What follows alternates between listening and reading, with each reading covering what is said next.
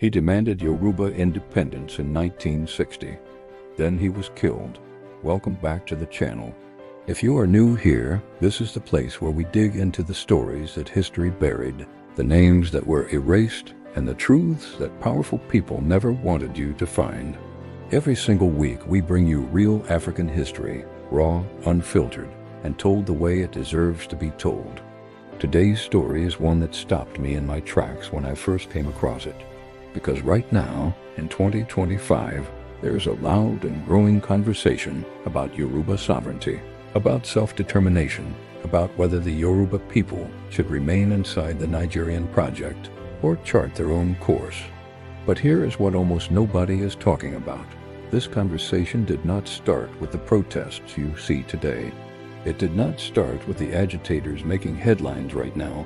It started over 60 years ago with one man, a headmaster, 27 years old, standing completely alone. And when he spoke, they killed him. This is his story, and you need to know his name. In 1960, while Nigeria was erupting in celebration on the night of independence, a 27-year-old headmaster was watching, not with joy, but with fury. His name was Mr. Modiyu Adeniyi Osinowo. While the streets were filled with dancing and drumming, Osinowo was witnessing something that cut him deeply. Chief Obafemi Awolowo, the most respected and powerful Yoruba leader of that generation, was being disrespected, sidelined, and politically humiliated on the very night Nigeria was supposed to become free. And Osinowo could not stay silent. He launched a one-man campaign. No party behind him, no funding, no army, just one man and a conviction that burned hotter than the independence bonfires lighting up Lagos that night. His demand was radical for 1960, that Yoruba land should separate from Nigeria the same way Pakistan had separated from India just over a decade earlier. In his own words, he declared, "Let's have our own Pakistan. If they could rubbish a wool like this, they will start defecating on us sooner or later.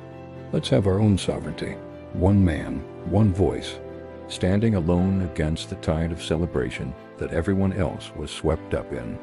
He saw what others refused to see, that political independence on paper meant nothing if the people who represented Yoruba interests were going to be crushed the moment they became inconvenient to those holding power. He saw the future, and the future saw him.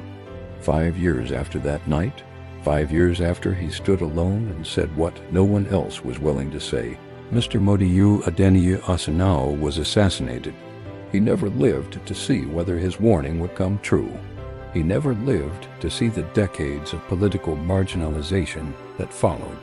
He never lived to see the movements, the agitations, the rallies, and the international headlines that his words would one day foreshadow. Today, when people talk about the Yoruba Nation movement, when they debate Sunday Igboho sovereignty and self-determination, the conversation almost always starts from recent years, as if this desire was born yesterday. It wasn't. It was born in 1960 in the heart of a 27-year-old headmaster who loved his people enough to stand alone, speak the unspeakable, and ultimately die for it. History has a habit of erasing the ones who arrive too early, the ones who see clearly while everyone else is still celebrating, the ones who pay the price so that decades later others can speak the same truth, this time with crowds behind them. Mr. Modiyu Adeniyi Osinowo was not the last to agitate for Yoruba sovereignty. He was simply the first, and nobody told you his name until now. Now I want to hear from you. Do you think Mr. Modiyu Adeniyi Osinowo was ahead of his time, or do you think he was wrong? Drop your honest opinion in the comments below. This is a safe space for real conversation, and I read every single comment personally. And if this story moved you, if it taught you something you did not know before today, do one thing for me right now. Share this video. Not for the algorithm, not for the numbers.